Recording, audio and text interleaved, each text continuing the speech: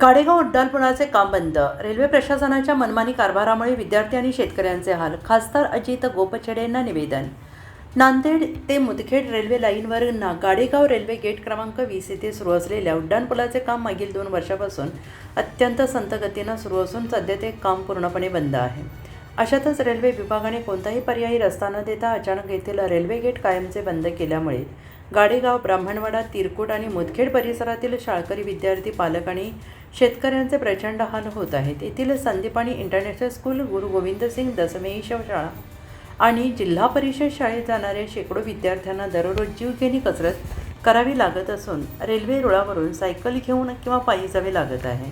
दुसरीकडे शेतात जाण्यासाठी पर्यायी मार्ग उपलब्ध नसल्याने शेतकऱ्यांना आपली गुरेढोरे आणि कृषी साहित्य घेऊन जाणे अशक्य झाले आहे.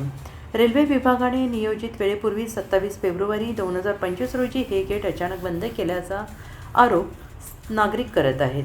तसेच येथील रेल्वे कर्मचारी मुकादम नागरिकांना धमकावत असून रेल्वे रूळ ओलांडल्यास गुन्हा दाखल करण्याची भीती दाखवत असल्याने परिसरात तीव्र संताप व्यक्त केला जातो आहे.